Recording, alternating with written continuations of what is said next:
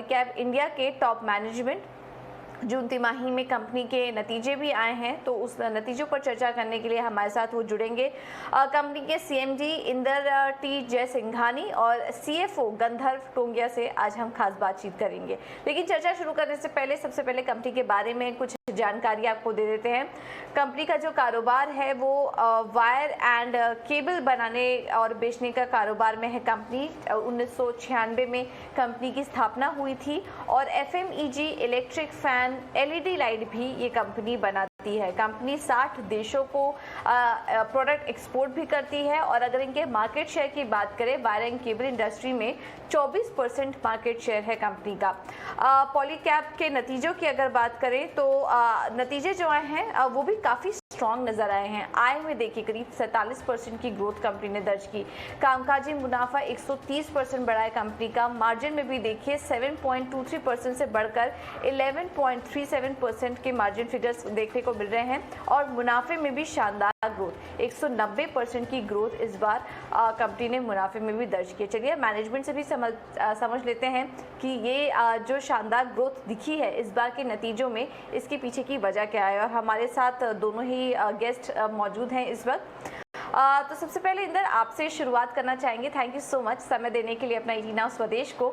जून तिमाही की अगर बात करें तो इस बार काफ़ी स्ट्रॉन्ग सेट ऑफ नंबर्स देखने को मिले हैं।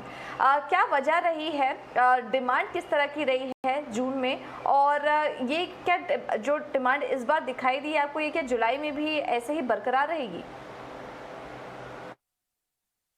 मतलब कमोडिटी डाउन होने से डिमांड तो जून में कम हुई है और सेम पोजीशन जुलाई में भी है कि उसको स्टेबल होने में 15-20 दिन और लगेंगे। तो आई थिंक सो अगस्त से उसका पिकअप होना चालू हो जाएगा और आगे डिमांड रहेगी। डिमांड की तकलीफ नहीं है, प्राइसिंग स्टेबल होना जरूरी है।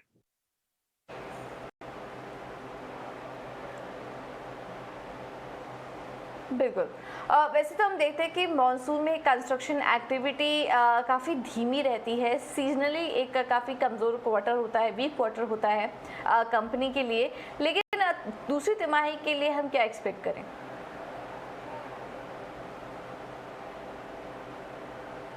वैसे भी हमारी लाइन में स्पेशली फर्स्ट हाफ जो होता है वो 42% ही होता है एंड सेकेंड हाफ होता है 58%। तो उतना इफेक्ट तो वैसे ही आता है फर्स्ट 2 क्वार्टर में जो हमेशा आता है, तो वो तो है ही अभी सब, पर उसी के हिसाब से भी सेल मतलब बराबर है क्योंकि डिमांड ओवरऑल है। क्योंकि 2 टायर 3 टायर में अभी भी छोटे बंगलोज की डिमांड और छोटे हाउसेस की डिमांड इज क्वाइट बिग।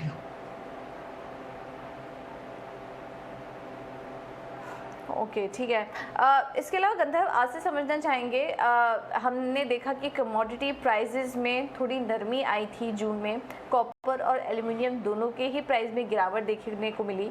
इसका फ़ायदा आपको कितना मिला, मार्जिन में कितना सपोर्ट मिला है, और इसके अलावा क्वार्टर 2 में क्या एक्सपेक्ट करें? क्या ये मार्जिन मोमेंटम जो इस क्वार्टर हमने देखा, इस तिमाही देखा, वो आगे भी कंटिन्यू रहेगा?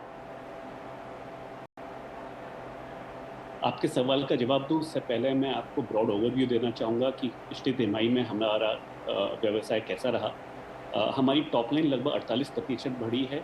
B2B और B2C दोनों बिजनेस ने काफ़ी अच्छी ग्रोथ दर्ज करी है, जिसकी वजह से पहली तिमाही के हिसाब से हमारा सबसे बेहतरीन पहली तिमाही रही है। हमने लगभग 2700 करोड़ रुपए का कुल कारोबार किया है। जहाँ तक मार्जिन की बात है, केबल एंड वायर का जो हमारा बिजनेस है उसमें हम 11 से 13% एबिटा मार्जिन मेंटेन करते रहे हैं और आगे लगता है वही चलता रहेगा। दूसरा जो हमारा बिजनेस है एफएमईजी, जो लगभग 11% है हमारी टोटल व्यवसाय का, वहाँ पे इस बार का एबिट मार्जिन 2% है और हमें लगता है बाई फिस्कल 2026 हम लगभग 10 से 12% के एबिटा मार्जिन में एफएमईजी में पहुँच पाएंगे। बिल्कुल। तो प्रदर्शन तो हमने काफ़ी शानदार देखा और आने वाले समय में कंपनी ने अपना आउटलुक भी शेयर किया। लेकिन अब फिर आगे हम गंधर्व आपसे ये समझना चाहेंगे कि ये जो गिरावट आई है, तो क्या इसका जो फ़ायदा है आने वाले समय में आप कस्टमर को पास ऑन करेंगे, कुछ प्राइस में कटौती करेंगे यहाँ पर? जैसा आप जानते हैं लगभग 87% हमारा व्यवसाय डीलर्स और डिस्ट्रीब्यूटर्स के द्वारा किया जाता है और वहाँ पे हमारा लिस्ट प्राइस लगभग महीने के हिसाब से रिवाइज किया जाता है। तो जब भी कोई बढ़ोतरी है कच्चे माल के कॉस्ट में या गिरावट है, हम लोग हमारे एंड कस्टमर को पास कर देते हैं, और जिसकी वजह से हमारे P&L में कोई सिग्निफिकेंट वॉलिटिलिटी एक्सपेक्ट नहीं की जाती ऑन एनुअलाइज बेसिस। तो जैसे मैंने आपको पहले बताया, 11 से 13% तक केबल एंड वायर के अंदर हमारा एबिटा मार्जिन रहने का अनुमान है।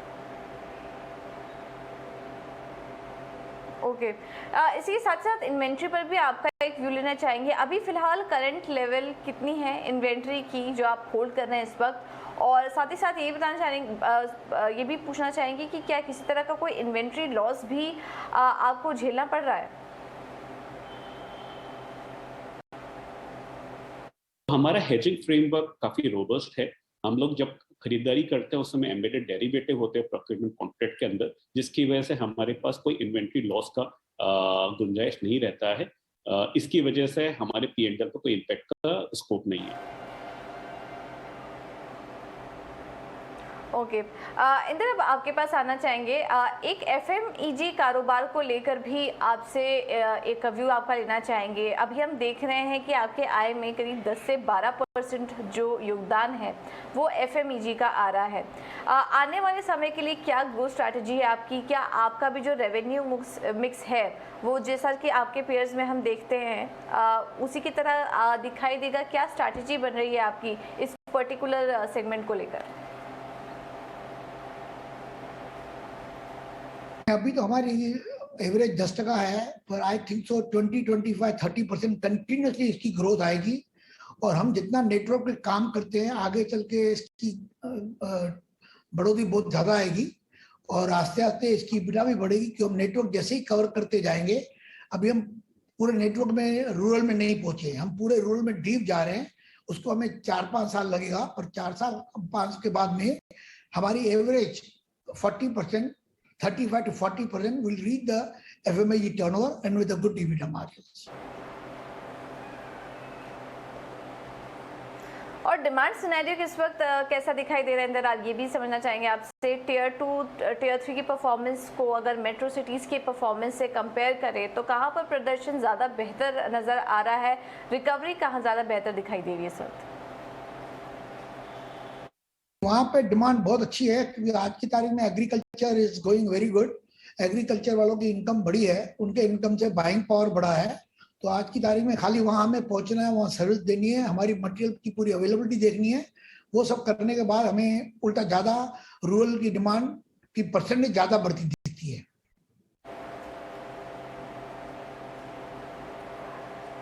ओके गंधर्व, एक व्यू आपका एक्सपोर्ट पर भी लेना चाहेंगे। अभी फ़िलहाल हम देख रहे हैं पिछले कुछ क्वार्टर से कि कंपनी का जो फोकस है वो एक्सपोर्ट पर काफ़ी ज़्यादा बढ़ा है। अभी मौजूदा हालात की बात करें तो एक्सपोर्ट अभी फ़िलहाल आपके आय में कितना कंट्रीब्यूट करती है? साथ ही साथ एक्सपोर्ट को लेकर आने वाले समय में क्या स्ट्रैटेजी है आपकी, और कितना कंट्रीब्यूशन एक्सपोर्ट का कुल आय में बढ़ता हुआ नजर आएगा? आपने बिल्कुल सही कहा, एक्सपोर्ट्स हमारा फोकस एरिया है। करीब 4-5 साल पहले एक्सपोर्ट्स हमारे टॉप लाइन को 2 या 3% तक कंट्रीब्यूट करता था। इस तिमाही में लगभग 6.5% का कंट्रीब्यूशन है एक्सपोर्ट्स का। हमारा काफ़ी अच्छा प्रेजेंस है in developed countries like Australia and US, और ऐसा लग रहा है कि धीरे धीरे हम लोग स्ट्रेटेजी ऐसे इम्प्लीमेंट करते जाएंगे, वैसे वैसे एक्सपोर्ट्स का काम और बढ़ते चले जाएगा। ये 10 से 12% टॉप लाइन को कंट्रीब्यूट करने का स्कोप रखता है। हम जब आपकी कंपनी के बारे में पढ़ रहे थे, हम ये भी देख पा रहे थे कि केबल और वायर कारोबार में कंपनी का मार्केट शेयर काफ़ी अच्छा है, मार्केट लीडर है कंपनी 24% मार्केट शेयर के साथ। ये इस तरह का जो हेल्दी मार्केट शेयर हम देख रहे हैं, क्या आने वाले समय में हम एक्सपेक्ट करें कि इसमें और ज़्यादा बढ़त होगी, और किस तरह के मार्केट शेयर को आप टारगेट कर रहे हैं आने वाले समय में, आने वाले साल में? आपने बिल्कुल सही कहा, हमारा करीब 24% ऑर्गेनाइज्ड मार्केट में केबल एंड वायर बिजनेस में मार्केट शेयर है।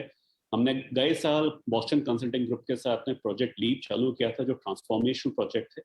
इसका एक ऑब्जेक्टिव है कि कंपनी का कुल कारोबार 20,000 करोड़ तक हम पहुंचाना चाहते हैं बाई फिस्कल 2026। इसमें 3-4 चीज़ों पे हम लोग काम कर रहे हैं। एक काम कर रहे हैं कि हम लोग हमारे गो टू मार्केट स्ट्रेटेजी को कैसे इम्प्रूव करें और इम्प्लीमेंट करें, कैसे हम लोग नए districts, new dealers and distributors को हमारे नेटवर्क में ऐड करें, नए प्रोडक्ट्स को कैसे बढ़ाएं, प्रीमियम प्रोडक्ट्स को कैसे ऐड करें और ऑर्गेनाइजेशन में नए लीडर्स कैसे लेकर आए और धीरे धीरे सारे बिजनेस को हम कैसे डिजिटल की तरफ लेके जाए। इन चारों पांचों चीज पर काफी अच्छा काम हुआ है और 20,000 करोड़ का टर्नओवर बाई फिस्कल 2026 के एम्बिशन के ऊपर हम सब लोग मिलकर मेहनत कर रहे हैं। ऑलराइट, चलिए मिस्टर इंदर, मिस्टर गंधर्व, बहुत बहुत शुक्रिया आपका समय देने के लिए और नतीजों पर डिटेल में हमारे साथ चर्चा करने के लिए। तो ये थे कंपनी के सीएमडी और सीएफओ नतीजों के बारे में बात करते हुए और आगे की ग्रोथ स्ट्रैटेजी के बारे में भी बात करते हुए। कंपनी में क्या करना चाहिए, फंडामेंटली कैसी लग रही है, इस पर हम आगे चर्चा करेंगे। फिलहाल अगर अभी देखें तो करीब 1% की कमजोरी के साथ पॉलीकैब इंडिया कारोबार कर रही है।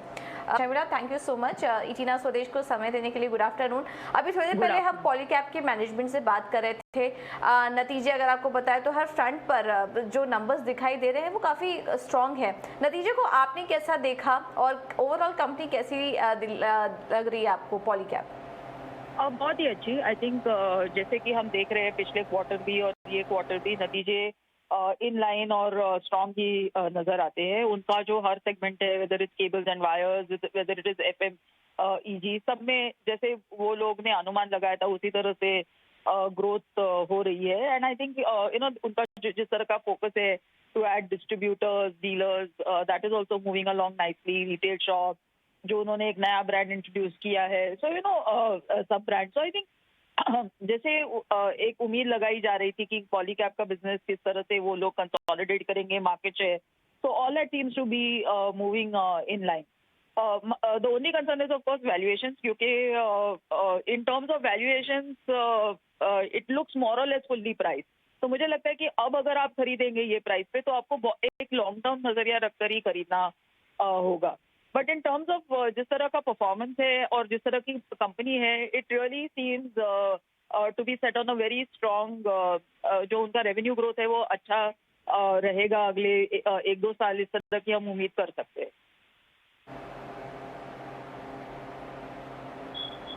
Okay Sharmila, thank you so much समय देने के लिए अपना और पॉलीकैब पर अपनी राय भी देने के लिए। तो वैल्यूएशन के लिहाज से अगर देखेंगे तो अगर आप इस वक्त खरीदना चाह रहे हैं तो आपको लॉन्ग टर्म के लिए इसमें होल्ड करना पड़ेगा। वैसे पिछले काफ़ी समय से हम देख रहे हैं कंपनी तो काफ़ी अच्छा प्रदर्शन कर रही है, 2-3 तिमाही काफ़ी अच्छे गए हैं, लेकिन स्टॉक में इसका कुछ रिफ्लेक्शन नहीं है। काफ़ी गिरावट भी पिछले कुछ समय देखने को मिल रही है। जैसा कि शर्मिला भी बता रही थी कि वैल्यूएशन के लिहाज से यहाँ पर थोड़ा कंसर्न है। तो अगर आपको अपने पोर्टफोलियो में शामिल करना है, आप लॉन्ग टर्म के लिए रख सकते हैं पॉलीकैब को। काफ़ी अच्छी कंपनी है और नतीजे भी हम देख रहे हैं कि काफ़ी अच्छा प्रदर्शन करते हुए नजर आ रही है।